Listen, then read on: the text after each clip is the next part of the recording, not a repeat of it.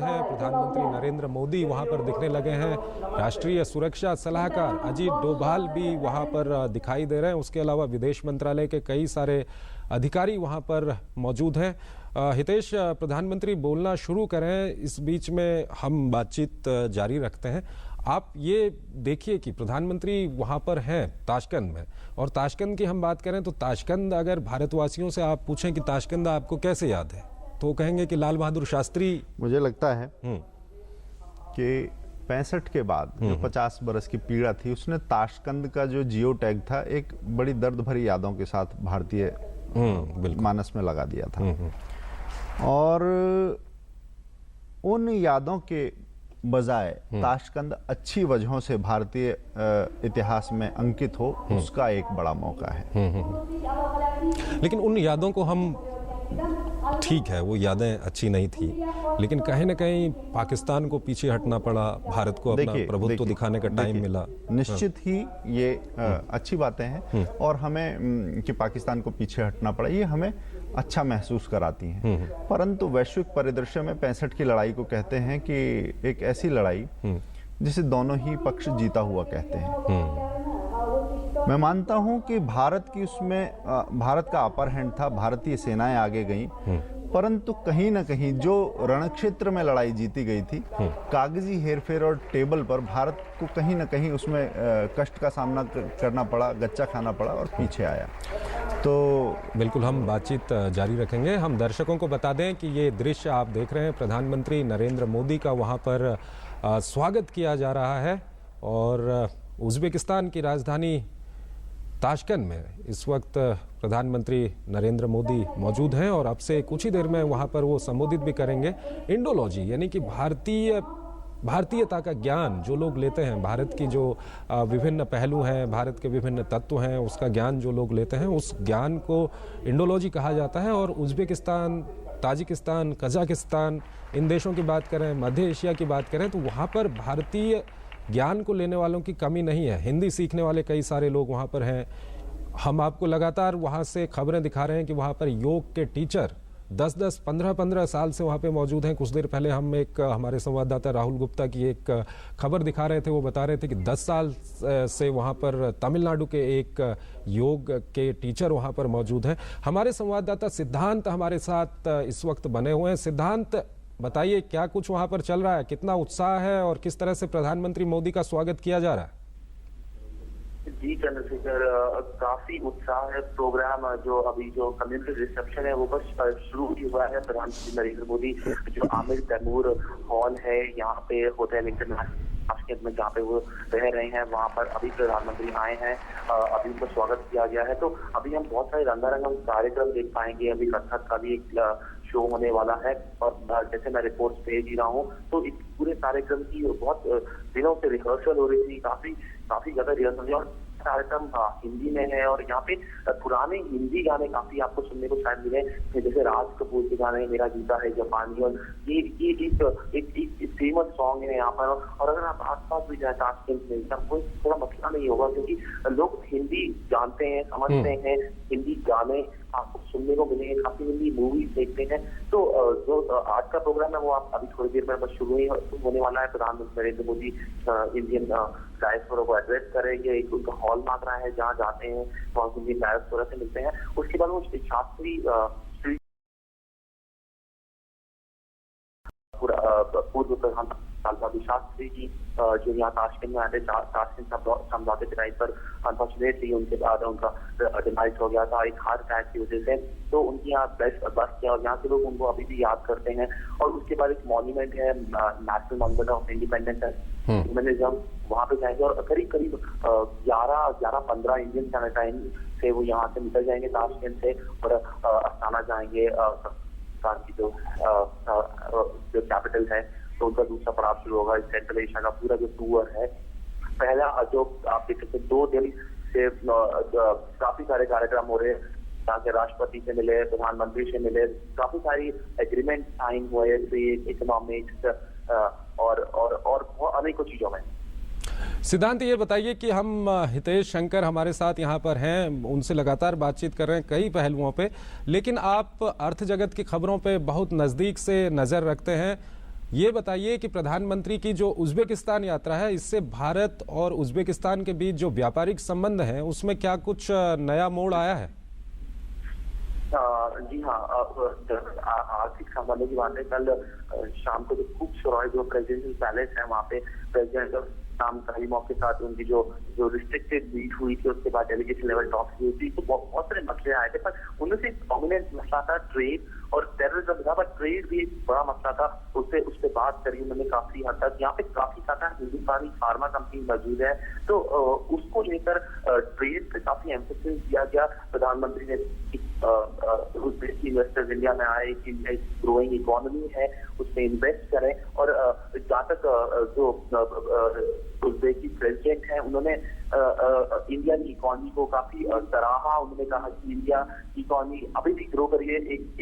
इस समय global economy global अर्थव्यवस्था है वो अच्छी नहीं चल रही है। सिद्धांत, तो इकोनॉमी काफी सिद्धांत, हम चाहेंगे कि हम दर्शकों को जो ये सांस्कृतिक कार्यक्रम वहां पर हो रहे हैं, ये दर्शकों को दिखाएं। ठीक है, ओके।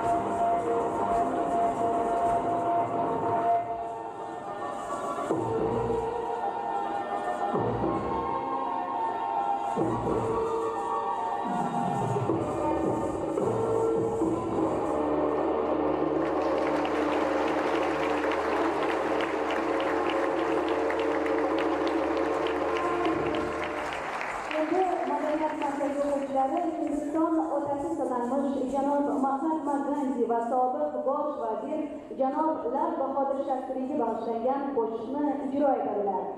अगली प्रस्तुति में संस्कृति केंद्र की छात्राएं भारत के राष्ट्रपिता महात्मा गांधी और पूर्व प्रधानमंत्री श्री लाल बहादुर शास्त्री पर गीत प्रस्तुत करेंगी।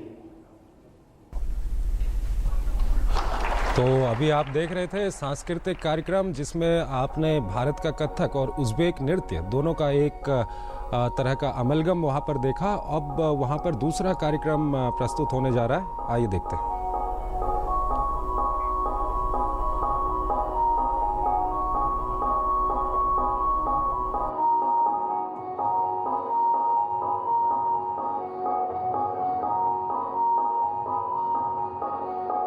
भारत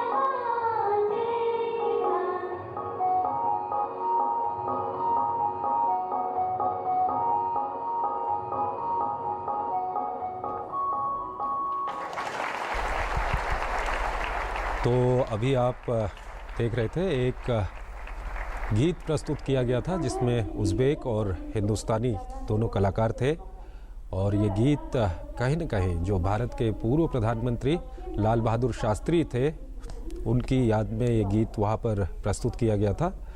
और आप सीधे ये प्रसारण देख रहे हैं ताशकंद से, जहाँ पर प्रधानमंत्री नरेंद्र मोदी मौजूद हैं और कुछ ही देर में वो यहाँ पर जो लोग उपस्थित हैं उनको संबोधित करेंगे। और प्रधानमंत्री की जो उज़्बेकिस्तान यात्रा है वो काफ़ी महत्वपूर्ण यात्रा थी और इस यात्रा में व्यापारिक, सांस्कृतिक, सामरिक समझौतों को मजबूत करने में, व्यापारिक, सांस्कृतिक, सामरिक संबंधों को मजबूत करने में काफ़ी मदद मिली है प्रधानमंत्री की इस यात्रा से। और इसके बाद प्रधानमंत्री आज कजाकिस्तान चले जाएंगे।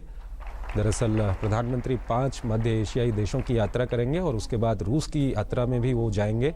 वहाँ पर ब्रिक्स देशों का जो सम्मेलन है उसमें प्रधानमंत्री हिस्सा लेंगे। और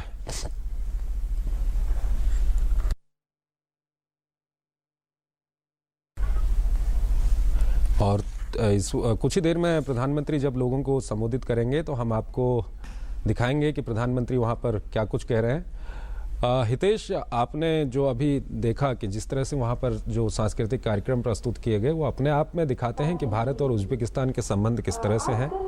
कथक वहाँ पर हमने देखा, जो उज़्बेकिस्तान के कलाकार भी उसमें मौजूद थे, भारतीय कलाकार भी थे। और उसके बाद उज़्बेक और भारतीय कलाकारों ने एक गाना वहाँ पर प्रस्तुत किया जिसमें उन्होंने जय जवान जय किसान की याद दिलाई। तो क्या कुछ आप कहेंगे? मैं कहूँगा कि विदेश नीति इन्हीं छोटी छोटी नर्म, मुलायम और दिल को सुहाने वाली बातों के साथ बढ़ती है।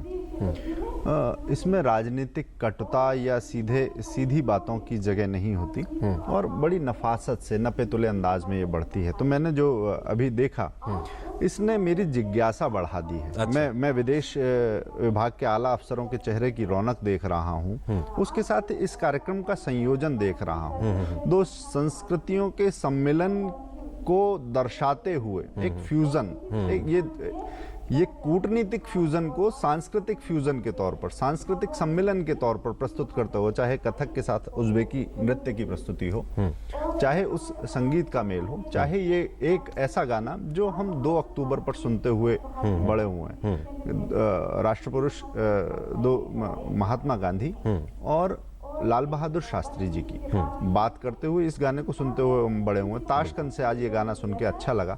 मैं और मुझे लगता है कि सभी दर्शक अब एक जिज्ञासा से भरे बैठे हैं कि प्रधानमंत्री के उद्बोधन में क्या क्या चीजें खुलने वाली हैं। क्या कुछ आपको लगता है? क्या कुछ मुझे लगता है कि देखिए, प्रधानमंत्री जी का भाषण कयासों से परे होता है। उसमें हर बार हर किसी के लिए कुछ ना कुछ निकल कर आता है, इसलिए उस पर संभावित चीज पर अनपेक्षित हो जाएगी टीका। अभी उस पिटारे को खुलने दीजिए, उसमें हम देखेंगे कि किस तरह से नपे तुले अंदाज में भारतीय विदेश नीति ने कदम बढ़ाया है। और अगर अब, क्योंकि प्रधानमंत्री इस वक्त उज़्बेकिस्तान में है और कुछ ही देर में वो वहाँ पर जो उपस्थित लोग हैं उनको संबोधित करने वाले हैं, हम दर्शकों को एक बार फिर बता दें कि उज़्बेकिस्तान के बाद प्रधानमंत्री कजाकिस्तान की यात्रा पर जाएंगे। और कल प्रधानमंत्री उज़्बेकिस्तान पहुंचे थे, वहां पर गर्मजोशी से उनका स्वागत किया गया। और इस वक्त प्रधानमंत्री ताशकंद में मौजूद हैं, जहां पर जो इंडोलॉजी से जुड़े हुए लोग हैं, इंडोलॉजी यानी कि भारतीय तत्वों, भारतीय जो संस्कृति है, भारत के जो विभिन्न पहलू हैं उनका जो अध्ययन करने वाले लोग हैं, उनको प्रधानमंत्री कुछ ही देर में संबोधित करेंगे। हितेश, अगर हम यहाँ पे बात करें, जब हम 2 संस्कृतियों की बात करते हैं और बहुत पहले से हम बात करते आ रहे हैं कि जिस तरह से समरकंद की हम बात करें, बुखारा की बात करें, या बाबर जो आया था वो उज़्बेकिस्तान से आया था, और आज का भारत अगर आप देखें तो आज की भारत की संस्कृति में भी जो खान पान है उसमें जो मुगल है उसका काफ़ी कुछ प्रभाव आज भी दिखाई देता है। उज़्बेकिस्तान के परिप्रेक्ष्य में क्या कुछ आप कहेंगे? क्योंकि उज़्बेकिस्तान में हम देख रहे थे वहाँ पे मेरा जूता है जापानी, पतलून हिंदुस्तानी, इस तरह के गीत हम कई सारे वहाँ सुन रहे थे। नहीं, बड़ी दिलचस्प बात है। और आपने जो बात की कि मुगल खान पान का असर दिखता है, मुझे लगता है कि ये जो कथक के साथ नृत्य है ये इस्लामी शैली नहीं है। इस्लाम करीम वो वहाँ के प्रधानमंत्री होंगे, परंतु ये शैलियों का असर जो है ये भारत का वो सांस्कृतिक असर है जिसे दुनिया भर ने स्वीकारा है। चाहे नृत्य हो, चाहे मसाले हों, चाहे व्यापार करने की शैलियां हों, चाहे गिनती पहाड़े हों, भारत ने दुनिया को बहुत कुछ दिया है और दुनिया ने उसे अपने अपने तरीके से अपनाया है। भारत ने तो उस पहचान के लिए कभी बहुत आग्रही भी नहीं रहा। भारतीय अध्यात्म को ही आप लीजिए, अध्यात्म ये दुनिया को सुकून पहुंचाने वाली चीजें हैं, स्वाद पहुंचाने वाली चीजें हैं और सौम्यता प्रदान करने वाली चीज है। तो मुझे लगता है कि इसी भारतीयता के प्रसार की कड़ी में एक नया सोपान है। तो बिल्कुल दर्शकों को हम बता दें कि कुछ ही देर में प्रधानमंत्री मोदी वहां पर जो लोग मौजूद हैं उनको संबोधित करने वाले हैं, वो हम दर्शकों को दिखाएंगे। और पांचजन्य के संपादक हितेश हमारे साथ लगातार बने हुए हैं, उनसे भी हम बातचीत कर रहे हैं। और इस वक्त वहां पर जो छात्र हैं, वहां पे जो इंडोलॉजी का अध्ययन कर रहे हैं, वो वहां पर कुछ बोल रहे हैं। आइए सुनने की कोशिश करते हैं। Professor Ozod Shaman biroz betobliklari sababli bugungi kechamizda ishtirok eta olmayaptilar. Biz ularni sog'ayib ketishlarini chindan istab qolamiz. Hozir esa so'z navbati doktor Bayot Rahmatovga. Professor Azad Sharma ji तबीयत ठीक न होने की वजह से हमारे बीच सम्मिलित नहीं हो पाए हैं। हम उनके अच्छे स्वास्थ्य की कामना करते हैं। उनकी सहयोगी डॉक्टर बैत रहमातोव जी से अनुरोध है कि वे पधारें।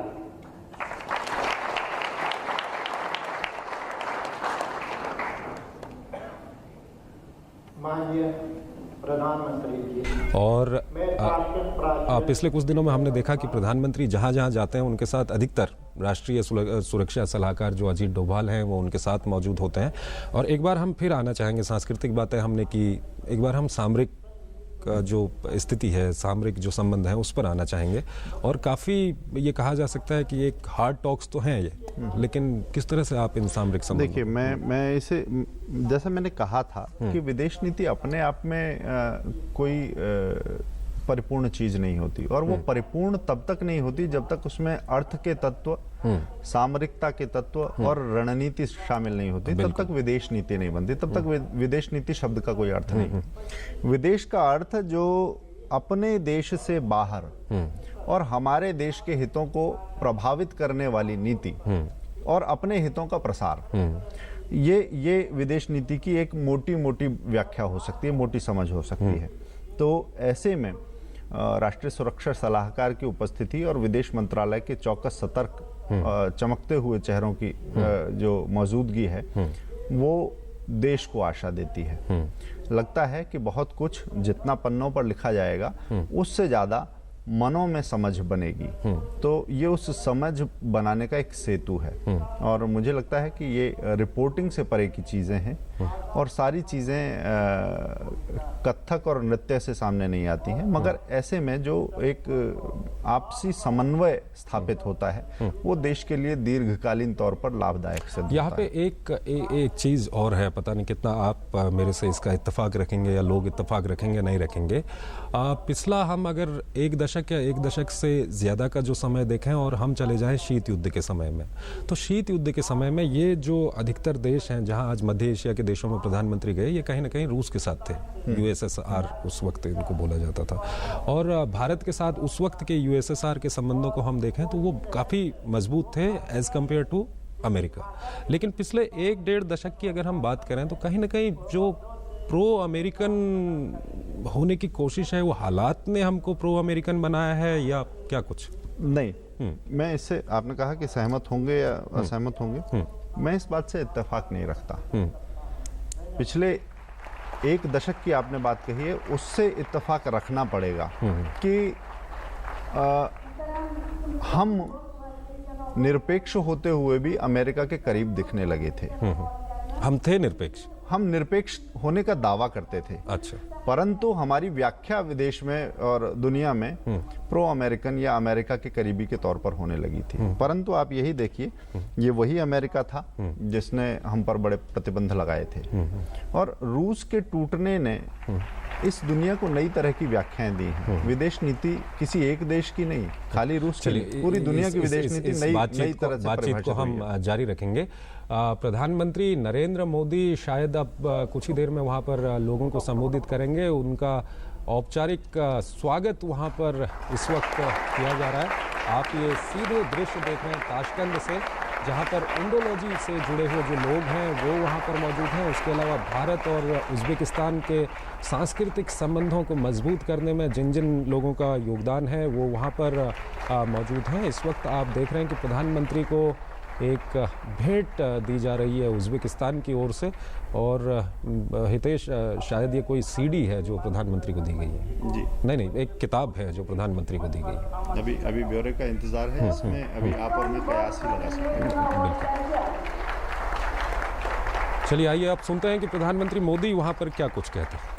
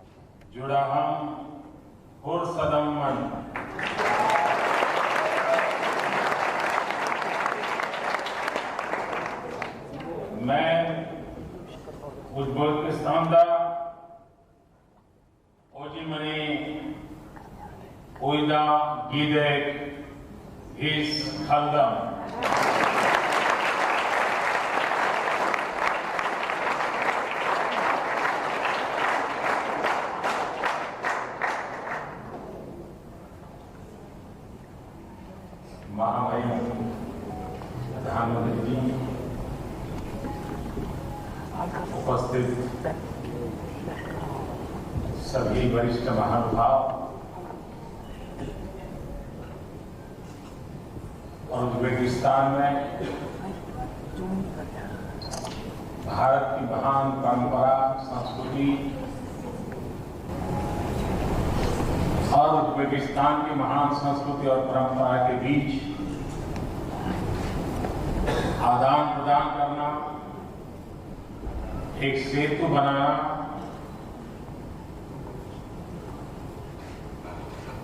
इसका जो अविरत प्रयास चल रहा है, उसके साथ जुड़े हुए आप सभी महानुभावों का मुझे आज दर्शन करने का अवसर मिला है।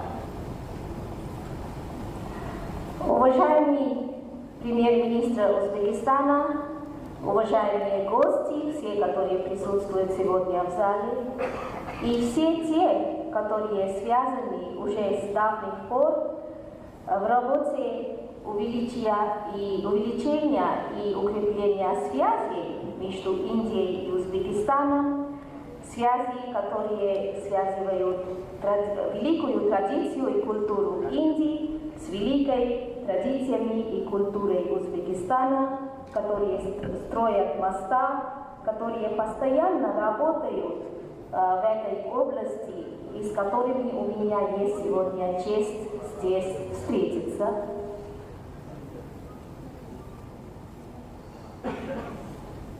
यहाँ पर जो सांस्कृतिक कार्यक्रम प्रस्तुत किया गया, उज़्बेक की बेटियों ने किया, और मैं देख रहा था कि उन्होंने सिर्फ प्रैक्टिस नहीं की है, एक प्रकार से साधना की है, और उत्तम प्रदर्शन। सिर्फ उनके हाथ पैर नहीं हिल रहे थे, उनका मन मंदिर भी डुल रहा था, ऐसा मैं अनुभव करता था।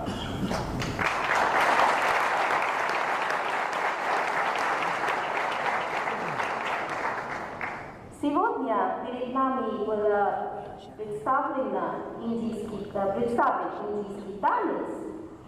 Это было сделано нашими узбекскими дочерями.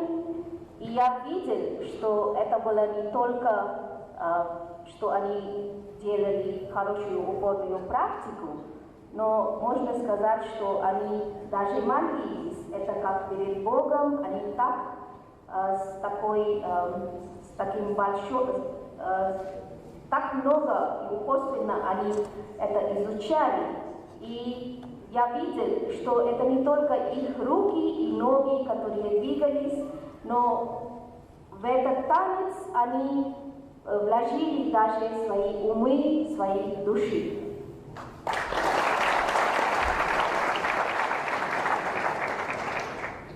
कल मेरी प्रधानमंत्री जी और राष्ट्रपति जी के साथ बहुत विस्तार से बातें हुई। कल हम जब रात को खाना खा रहे थे, उन्होंने संगीत की योजना की थी। इंस्ट्रूमेंट तो सारे वेस्टर्न थे, लेकिन बहुत अच्छे प्रयत्न करके वहाँ भारतीय गीतों को प्रस्तुत करने का बड़ा सफल प्रयास उन्होंने किया। तो मैंने राष्ट्रपति जी को बधाई दी और मुझे आश्चर्य हुआ कि राष्ट्रपति जी को हर गाने के विषय में मालूम था।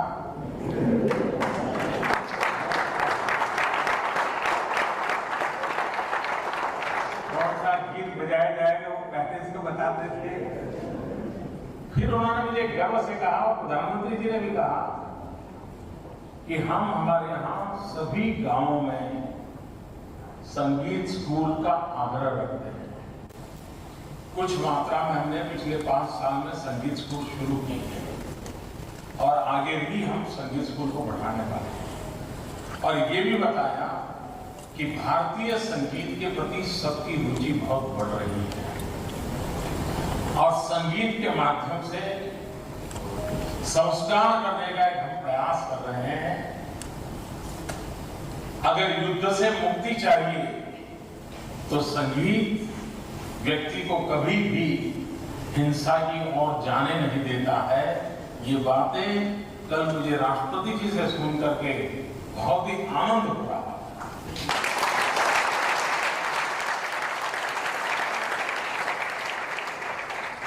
Вчера у меня состоялись очень подробные переговоры, длинные переговоры и с премьер-министром, и с президентом Узбекистана.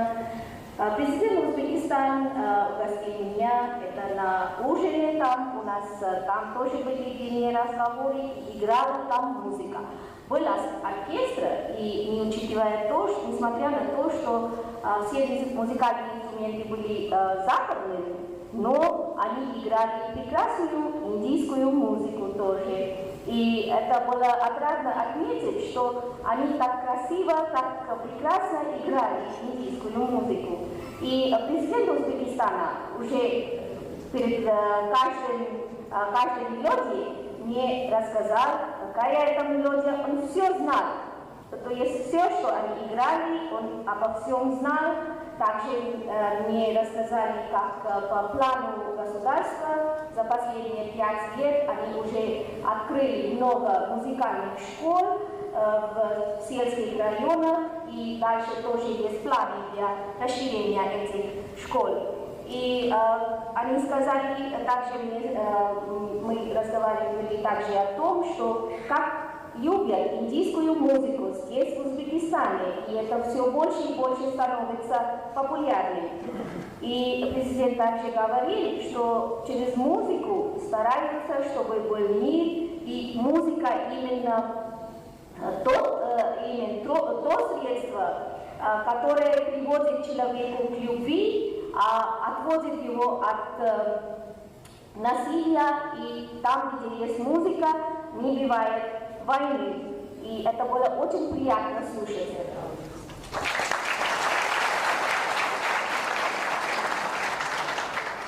व्यक्तित्व के विकास के लिए अनेक पहलुओं की चर्चा होती है। पर्सनालिटी डेवलपमेंट में अनेक बातों को सिखाया जाता है, लेकिन मैं मानता हूं कि पर्सनालिटी के डेवलपमेंट में भाषा की बहुत बड़ी ताकत है। आपको किसी और देश का व्यक्ति मिल जाए और आपकी भाषा में पहला शब्द अगर बोल लें तो आप देखेंगे बिना कोई पहचान, बिना कोई जानकारी आप एकदम उसके साथ जुड़ जाते हैं, खुल जाते हैं। ये ताकत होती है भाषा में। अगर कोई विदेशी व्यक्ति हम भारतीयों को मिले और नमस्ते बोलते तो ऐसा लगता है जैसे कोई अपना मिल गया।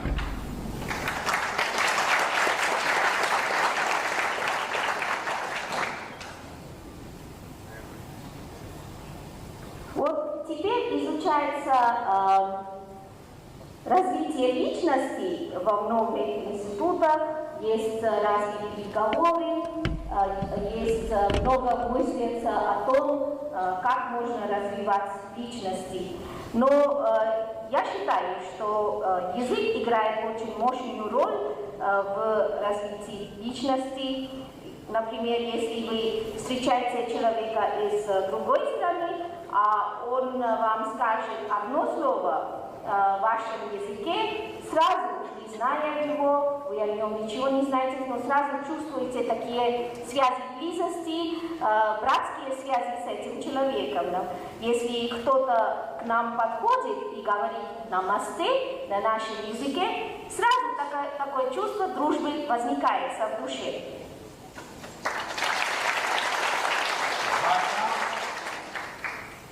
तो जो बचाता है भाषा को, जो संभालता है भाषा को, जो संबोधन करता है, वे अपने भविष्य को तो ताकतवर बनाता ही है, लेकिन वह अपने भव्य काल से उसका एसेंस लगातार ले पाता है। Человек, который уважает язык, который изучает его, который знает и отдает честь языку, он не только развивает себя, но также и может многое достигать. भाषा ऐसी खिड़की है कि उस भाषा को अगर जाने तो फिर उस भाषा में उपलब्ध ज्ञान के सागर में डुबकी लगाने का अवसर मिलता है, आनंद आता है। Если человек хорошо знает язык, изучает язык, это не только открывает новое окно для него, но он может даже загружаться в океан знания и многое учиться о культуре, в котором родился и развивается тот язык. हमारे यहाँ कहते हैं पानी ने पानी तेरा रंग कैसा, पानी को जिसके साथ मिलाओ उसके जैसा रंग हो जाएगा। भाषा को भी हर पल नए संगी साथी मिलते रहेंगे। भाषा को मित्र बनाना तो दे देंगे। भाषा उस हवा के झोंके जैसा होता है जो जिस बगीचे से गुजरे, जिस फूलों को स्पर्श करके हवा चले तो हमें उसी की महक आए। भाषा भी जहां से गुजरती है वहां की महक अपने साथ ले चलती है। जिस युग से गुजरती है युग की महक लेके आती है। जिस इलाके से गुजरती है उस इलाके की महक लेकर आती है। जिस परंपरा से गुजरती है उस परंपरा की महक लेकर के आती है। और हर महक एक प्रकार से जीवन के ऐसे बगीचे को सुशोभित कर देती है भाषा, जहां पर हर प्रकार की महक हम महसूस करते हैं।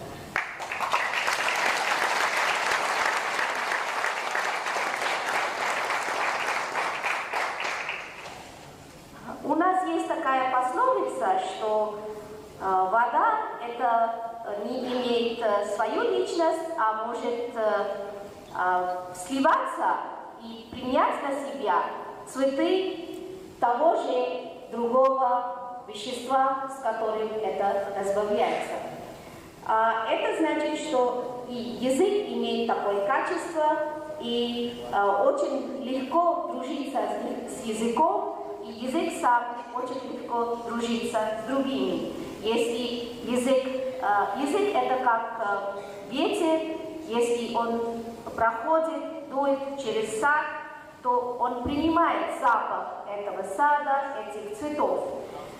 Повсюду, куда ни пошел бы, куда ни дул бы язык, он принимает запах этого места, этой страны, этой эпохи, этих территорий, этих традиций. И потом вообще садике жизни он придает новые разные цвета.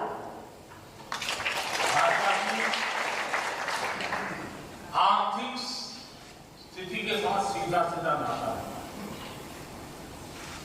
जिनकी आर्थिक समृद्धि होगी उनकी भाषा के पंख बड़े तेज होते हैं।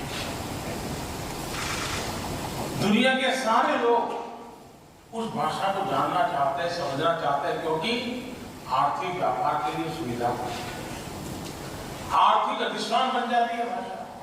और मैं देख रहा हूं कि आने वाले दिनों में हिंदुस्तान की भाषाओं का महत्व बढ़ने वाला है, क्योंकि भारत आर्थिक उन्नति पर जैसे जैसे जाएगा दुनिया उसकी जरूरत है।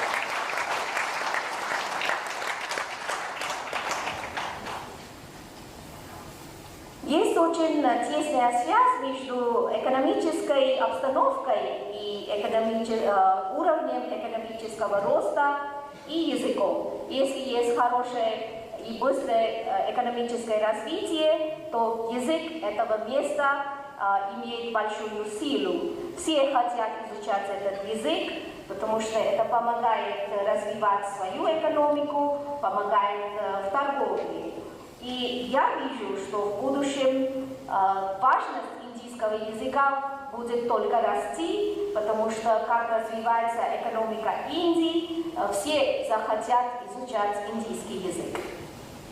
भाषा अगर एक वस्तु हो, एक इकाई होती है, और अगर मानो उसका डीएनए टेस्ट किया जाता है, तो मैं मानता हूं कि एक सबसे बड़ी चीज हाथ लगती कि भाषा का हृदय बड़ा विशाल होता है, उसके डीएनए से पता चलता है, क्योंकि भाषा सबको अपने में समावित कर देती है, उससे कोई बंधन नहीं होते, न रंग का बंधन होता है, न काल का बंधन होता है, न क्षेत्र विशेष का बंधन होता है। इतना विशाल हृदय होता है भाषा का, वो हर किसी को अपने में समाहित कर देती है, इंक्लूसिव है। Язык это, если можно сказать, что это вещь, то это такая вещь, которая собирает в себя всех. Это не разделяет, это не имеет границ. Язык может всех с собой включить, является включательным звеном для разных наций, разных мест, и всех включает в себя. मैं एक बार रशिया के अस्त्राखान गया था। अगर मैं टी बोलूं तो उनको समझ नहीं आता, चाय बोलूं तो समझ आता, डोर बोलूं तो समझ नहीं आता था, द्वार बोलूं तो समझ आता था। इतने सारे, जैसे हमारे यहाँ तरबूज बोलते हैं, वाटरमेलन, वो भी तरबूज बोलते हैं। यानी किस प्रकार से भाषा अपने आप में सबको समाविष्ट कर लेती है।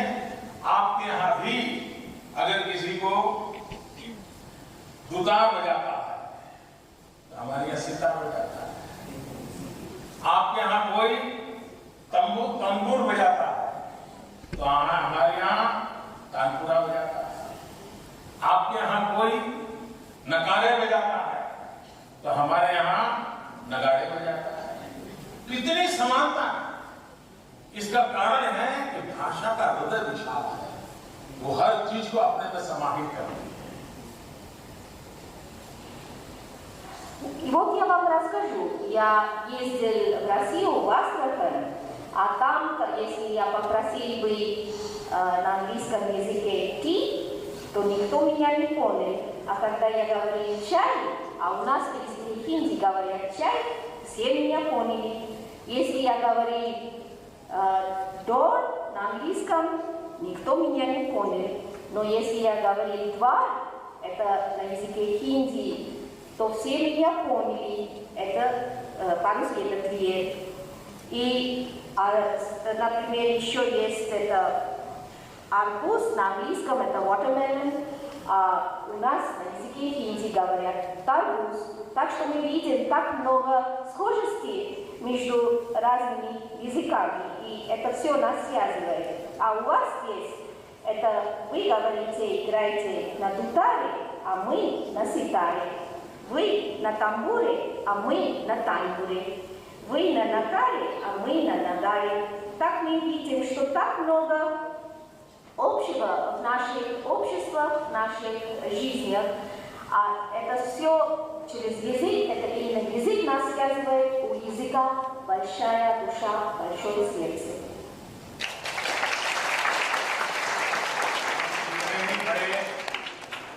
विद्वान हो, कितने ही बड़े भाषा शास्त्री हो, लेकिन ईश्वर हमसे एक कदम आगे होता है। हम हर भाषा का पोस्टमार्टम कर सकते हैं, उसकी रचना कैसी होती है, ग्रामर कैसा होता है, कौन सा शब्द क्यों ऐसा जुड़ता है, सब कर सकते हैं। लेकिन मानवीय की मूल संवेदनाओं को प्रकट करने वाली दो चीजें हैं जो ईश्वर ने दी है, दुनिया के किसी भी भूभाग में नहीं है, किसी भी रंग के व्यक्ति को नहीं है, किसी भी युग के व्यक्ति को नहीं है। दो भाषाओं में समानता है, कोई फर्क नहीं। एक है रोना, दूसरा है हंसना। हर कोई रोने की एक ही भाषा है दुनिया में, हंसने की भी एक ही भाषा है, कोई फर्क नहीं है। और अभी तक कोई पंडित उसका व्यापक नहीं सोचता।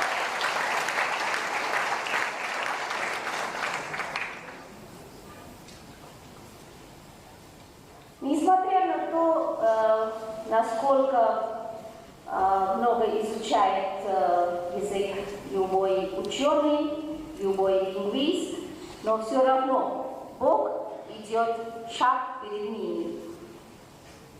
Все ученые, лингвисты, они анализируют язык, могут сказать вам и объяснять, какая там грамматика, откуда происхождение, какие есть особенности лексики и так далее. Но есть две вещи, которые выражают человеческое чувство, на которые не может равняться никакой язык. И это дал нам именно Бог. Поезжай в любую точку мира, в любую страну, в любой регион, в любую страну. А если ты найдешь там эти две вещи, это везде одинаково. Это смех и это плакание. Плачут все по одному, смеются все по одному, везде выражают именно те же чувства, которые выражаются эти в другом регионе. Это не анализируют, не могли анализировать ни лингвисты, ни ученые, но у нас все это общее. आज के युग में दो राष्ट्रों के संबंध सिर्फ सरकारी व्यवस्थाओं के तहत सीमित नहीं होते। दो राष्ट्रों के संबंधों की मजबूती के आधार पीपल टू पीपल कॉन्टैक्ट होता है और पीपल टू पीपल कॉन्टैक्ट का आधार सांस्कृतिक आदान प्रदान, एक दूसरे की परंपराओं को, इतिहास को, संस्कृति को जानना, जीना, ये बहुत बड़ी ताकत रखता है। आपके ये प्रयास भारत और उज्बेकिस्तान के साथ पीपल टू पीपल कॉन्टैक्ट बढ़ाने का एक बहुत बड़ा प्लेटफॉर्म है, बहुत बड़ा प्रयास है। ये संबंध बड़े गहरे होते हैं और बड़े लंबे अरसे तक रहते हैं। सरकारें बदले, व्यवस्थाएं बदले, नेता बदले, लेकिन ये नाता कभी बदलता नहीं है। जो नाता आप जोड़ रहे हैं आपके प्रयासों से, इसको मैं हृदय से अभिनंदन करता हूं।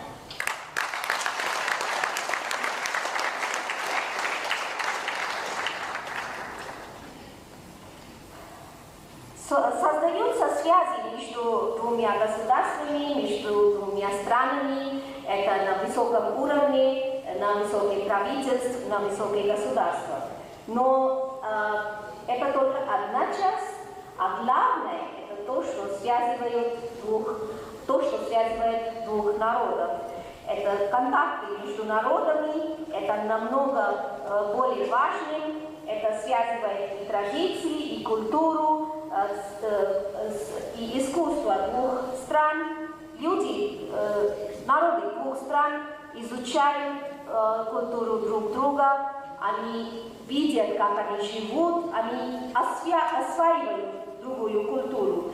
И именно вы этим теперь занимаетесь, и ваша эта попытка, ваша работа, это очень важная и является таким большой платформой для расширения наших связей. Это намного глубже и длится намного больше, чем связи на уровне государств.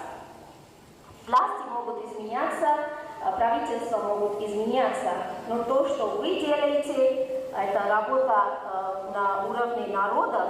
Я поздравляю вас с этим, с вашей большой работой. सेंट्रल एशिया की 5 देशों की यात्रा करने का सौभाग्य शायद ही एक साथ यात्रा करने का सौभाग्य बहुत कम लोगों को मिलता होगा। मुझे वो सौभाग्य मिला है और सेंट्रल एशिया की मेरी 5 देशों की यात्रा की पहली उज्बेकिस्तान की यात्रा से प्रारंभ हुआ।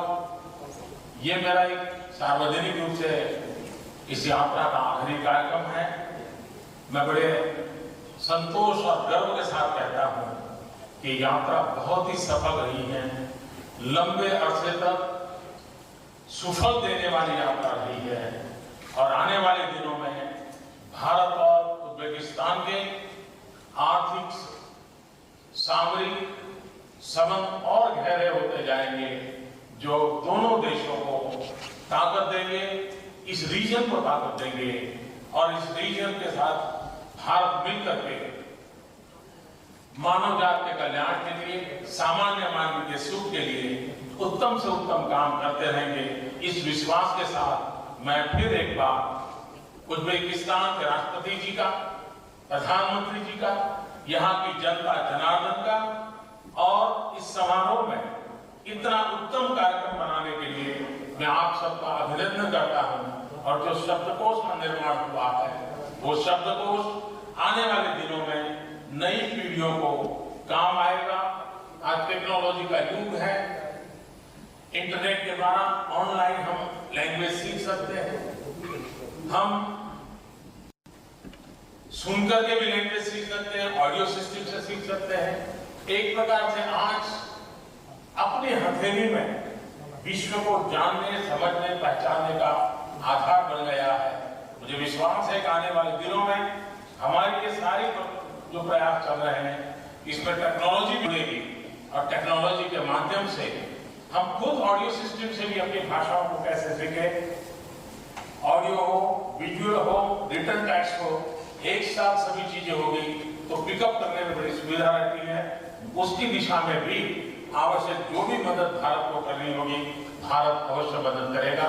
फिर एक बार मैं आप सबका बहुत बहुत अभिनंदन करता हूँ, बहुत धन्यवाद करता हूँ।